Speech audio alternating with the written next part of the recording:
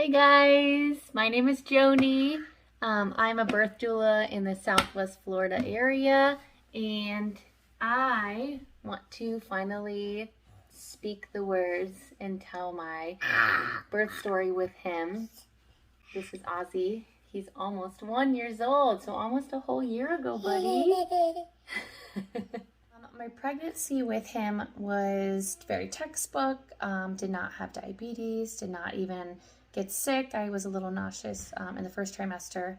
But other than that, everything physically went very, very good. I felt great. The only difference I would say from my daughter's pregnancy was I carried a lot of anxiety this time around.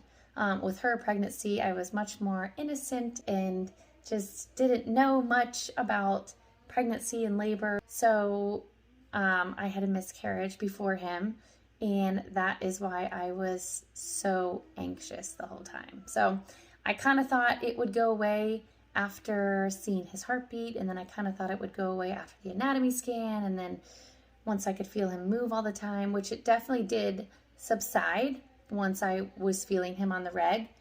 But yeah, just I knew too much. That would be the big difference between my two pregnancies.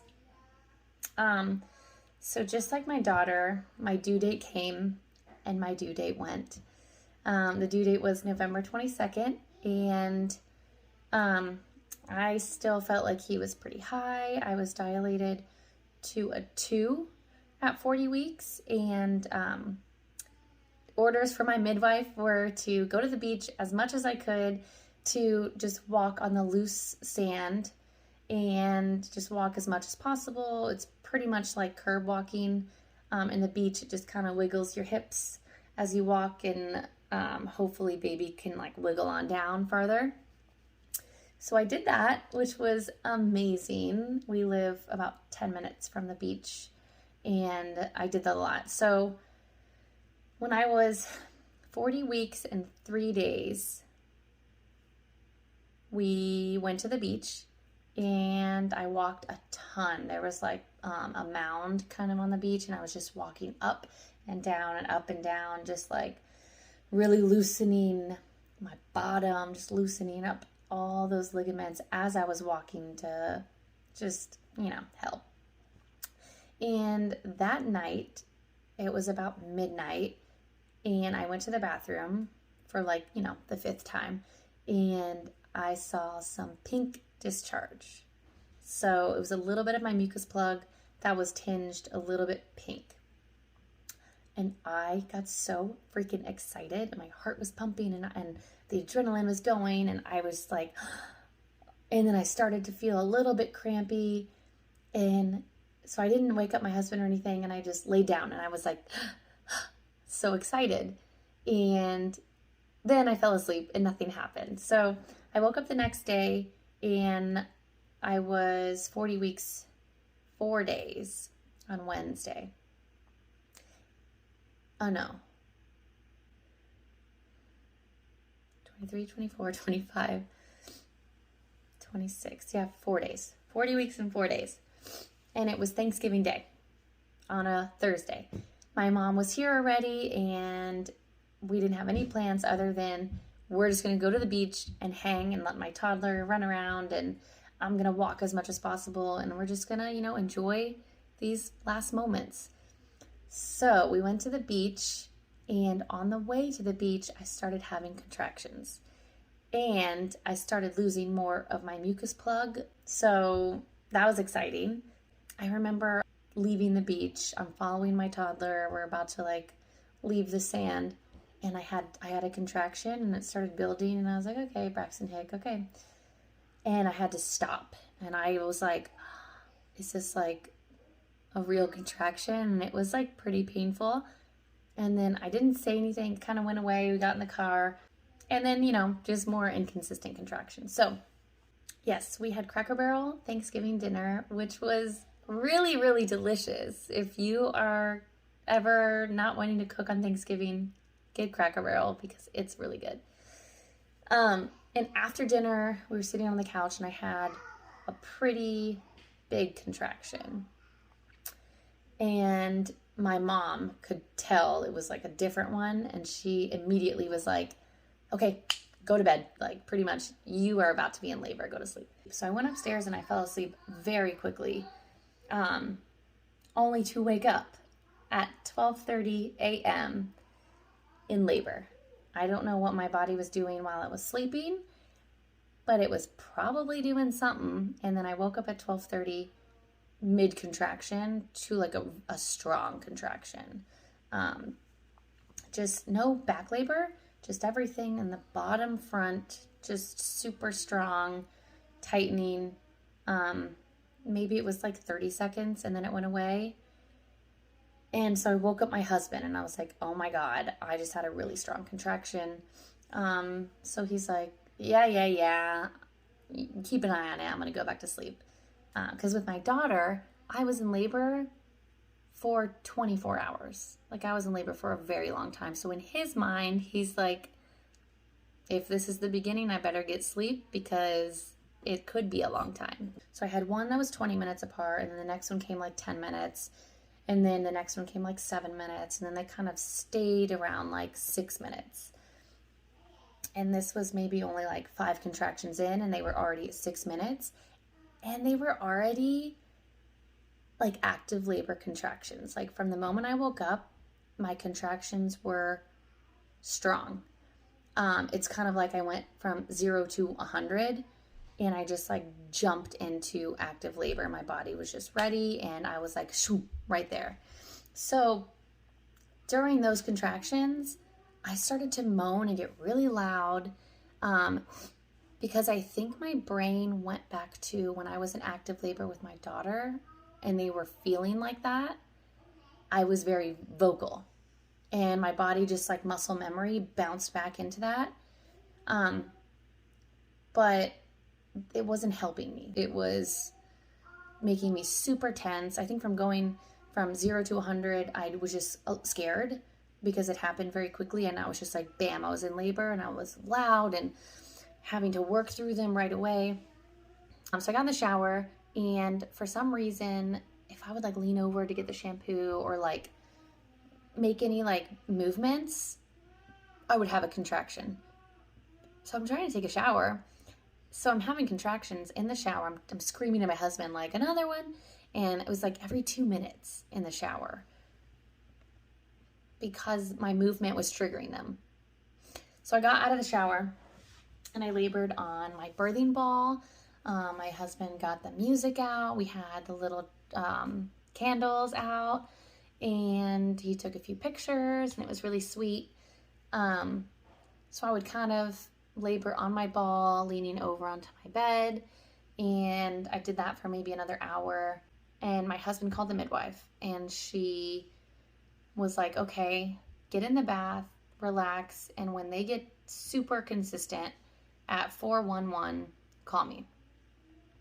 So we were like, great, okay. So I get into the bath, and almost immediately in the bath, like with the water and with my Christian hypnobirthing, I just like, something clicked, and I was like, okay, like being vocal is not helping.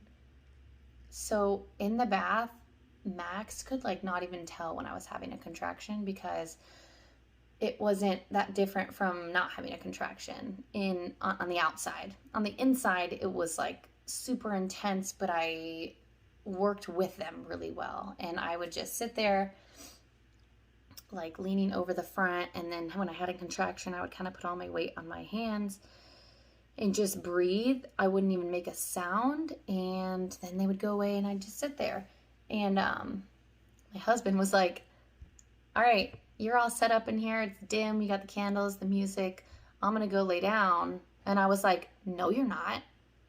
Like, you are not about to go lay down right now.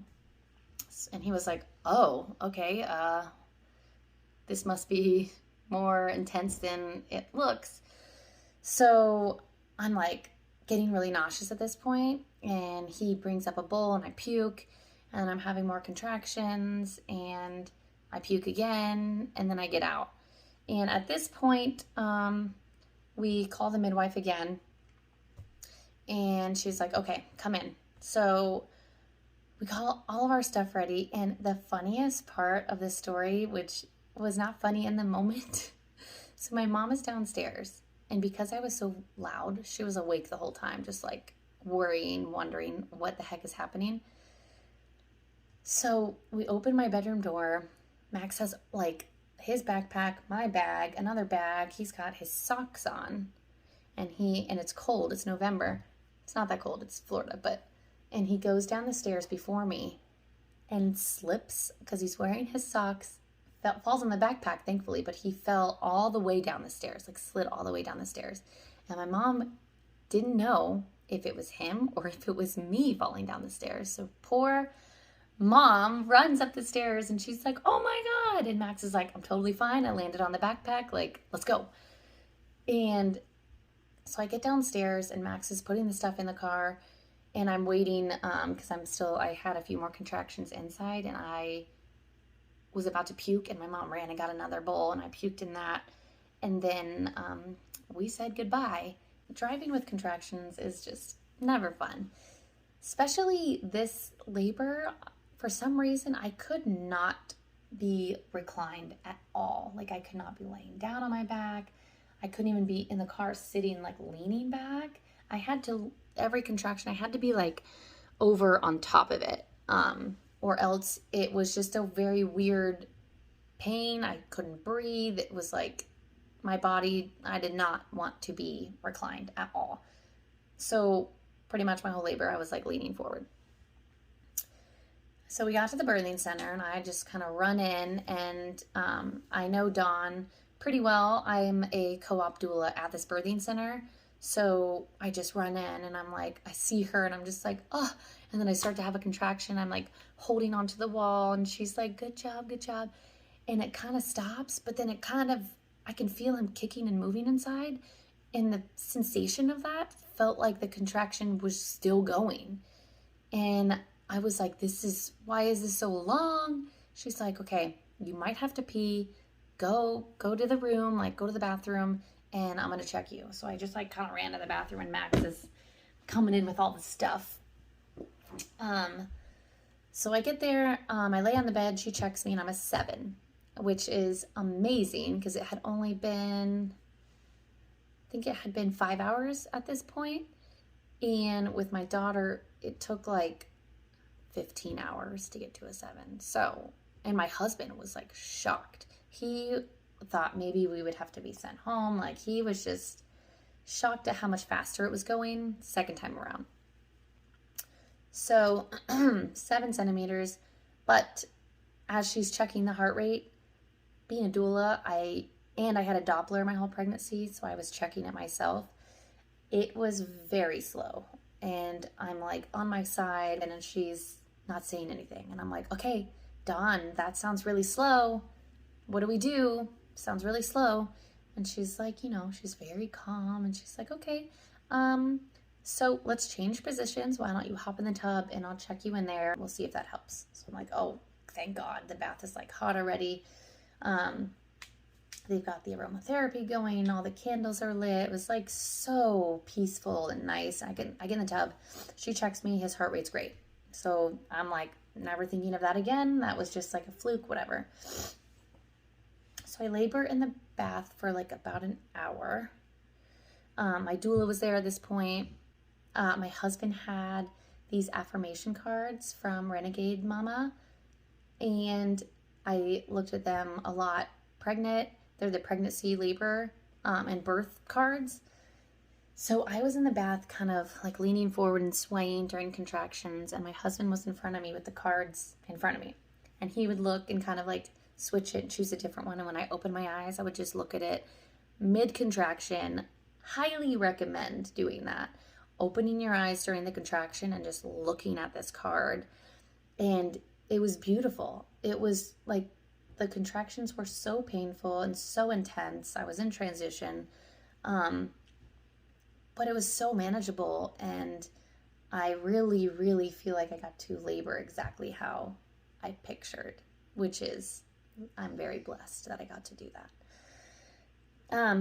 So in the bath, I changed positions and I got into a squat and I started to feel more pressure. And I don't know why I felt this urge, but I was like, I want to be checked.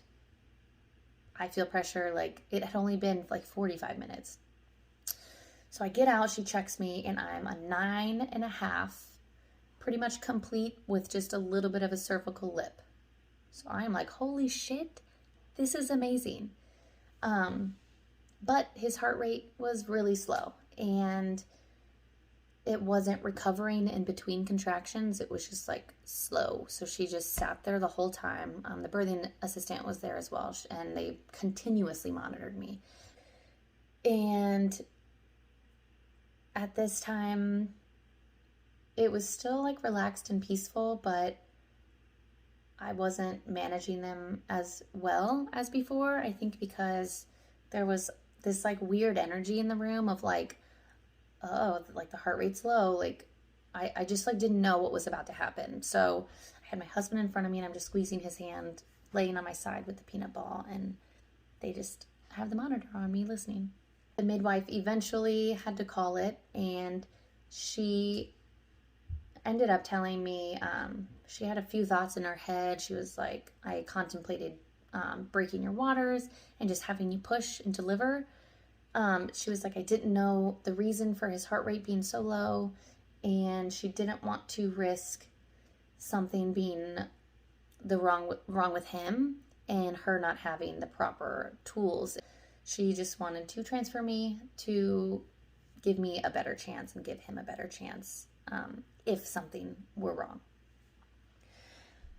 So that was pretty sad. I didn't really say anything. I just kind of sat up and processed it for a minute and was like, okay, I'm going to the hospital. So Max dressed me. EMS got there. They were telling EMS what was going on, and they had the stretcher, and I had to hop onto the stretcher. So the stretcher is like a bed, and you just like lean back on it, and they're like, okay, lean back, we gotta like strap you in and put a seatbelt on you because you're about to be in a vehicle. And I have the dress on, no underwear, and I could not put my legs down, and I couldn't lean on my back. So I'm like kind of on my side with my legs just wide open. I did not care.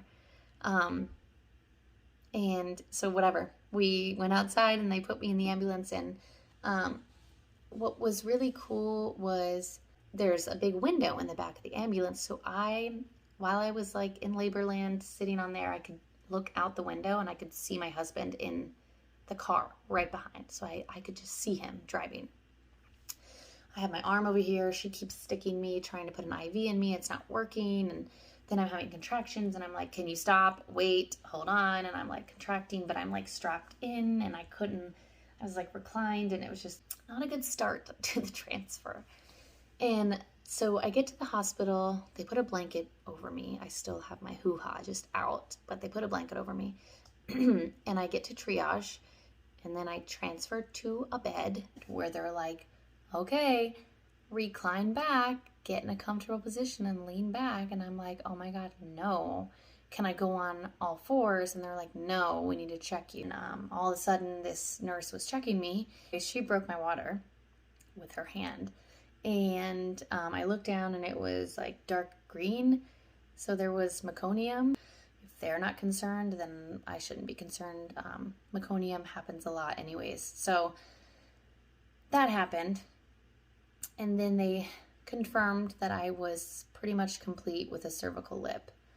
A stretchy, soft cervical lip. So that was good news. And I just kept on having contractions. So they're putting an IV on my arm, and they're, putting the fetal monitor on my stomach, and then another monitor, and his heart rate was still low. It wasn't like low enough for them to rush me away and do C-section or like anything like that. But it was a little concerning that his heart rate wasn't recovering in between contractions.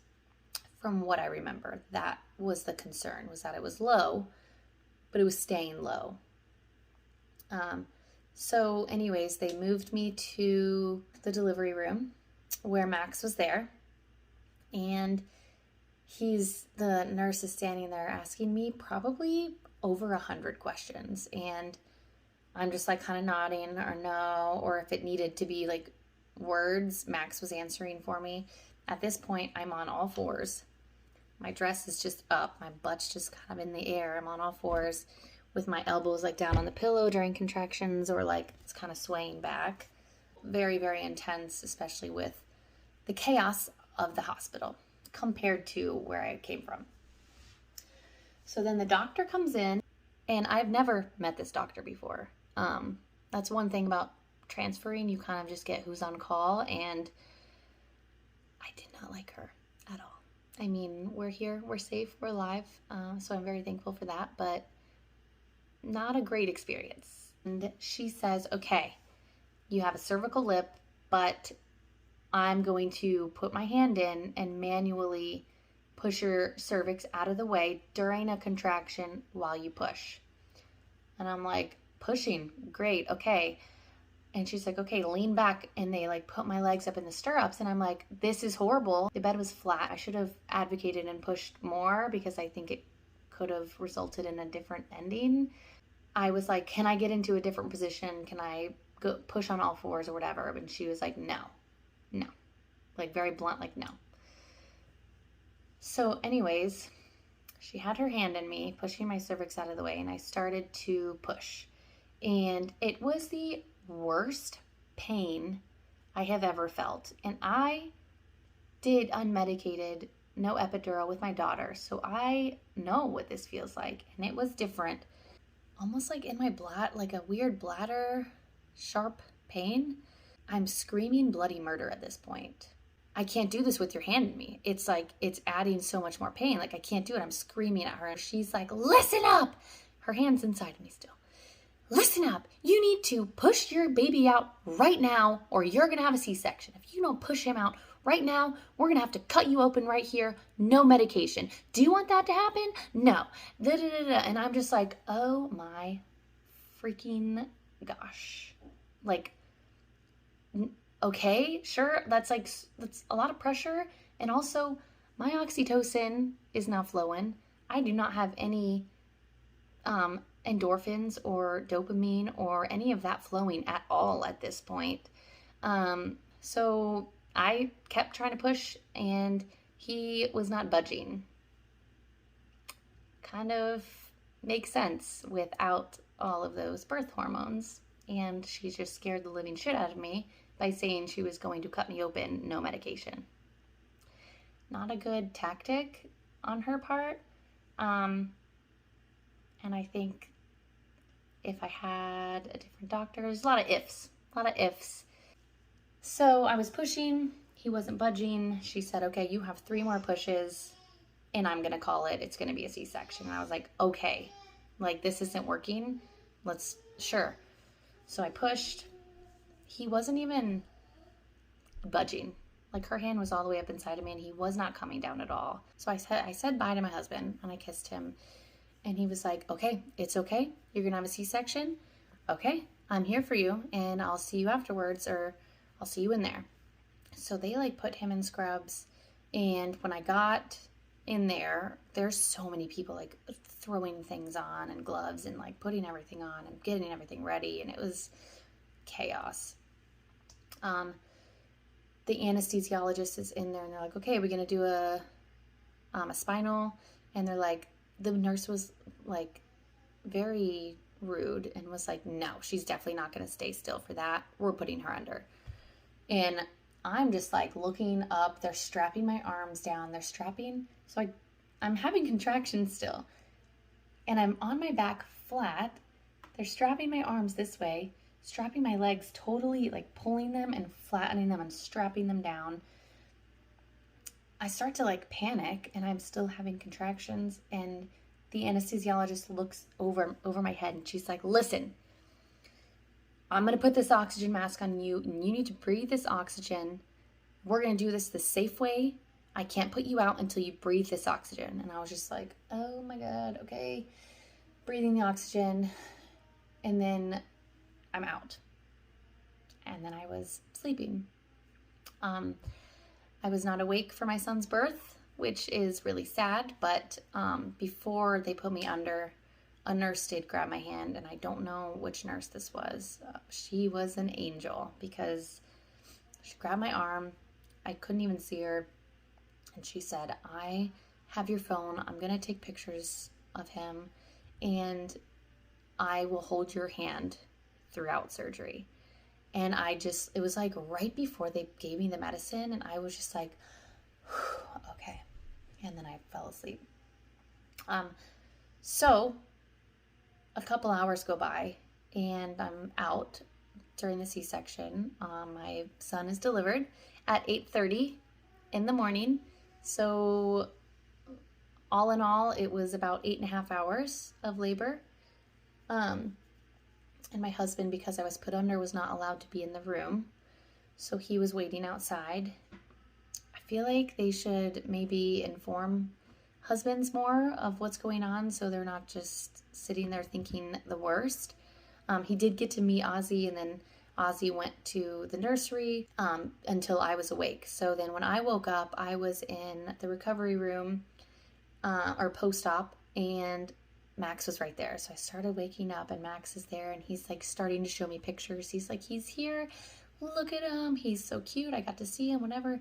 And then I feel like 1 minute later, Ozzy was wheeled in, all bundled up. They put him on me, and I'm looking at him. He's sucking his thumb. Like, he was so cute. And I was just very loopy, but and in pain. I started to feel all of the pain, and I'm like, I'm feeling it. And she's like, okay, hold on. I have to get all the pain medicine ready. It's not ready yet for your IV. And then she finally did do that. And then he was hungry, and the nurse kind of took him and went like this and put him right on. I still have my dress on. I had my surgery in the dress that I left the birthing center in. I did not put on a gown or anything. My dress was just up to here, and I had all the little heart monitors. He latched on and has never stopped. He is just the biggest eater. He's almost 1 year old, and we've had a beautiful, beautiful breastfeeding journey. And yeah, so recovery from a C-section was hard. I didn't like the pain meds, so after the first day I stopped. My lips started to get really numb and tingly, and it freaked me out, and I was like, screw the pain meds, just give me Tylenol. I don't want anything to happen right now. Later in that day, they took the catheter out and the little leg massaging things off, and I had to get up and go to the bathroom, which was so freaking scary and hard. It's hard to get up for the first time after a C-section, and it's horrible to laugh or cry during recovery. My daughter is fighting a nap right now. So laughing after a C-section, you feel it's not going to happen, but you feel like your incision is going to burst open, because when you laugh, all the pressure kind of goes outwards, and there's a trick. You put a pillow up against your stomach and kind of hold it hard as you laugh or cough. It's another one. So that was, I never anticipated having a C-section, so I didn't research a lot about it. I just kind of in my mind was like, it's probably not going to happen. If it does, I'll just go with the flow. I'll just have to go with the flow. So I did learn a lot. Having my natural birth with my daughter, and then my not so natural birth with my son in the C-section. Recovery, once I was up and walking, a few days in, a couple weeks in, a couple months in, I was feeling very good. If you're recovering from a C-section, or going to have one, or you may have one, or you're just curious about it, take it slow. Take it slow. So, yep, that's my birth story with my son, Ozzy. He was born on November 27th, 2020. And he is about to be 1 year old. Thank you for listening, and maybe I'll get on here and tell my daughter's birth story She is 3.5, so I have to really remember all of the details of that because that was a good one too. So thanks for watching and come back for more. Bye.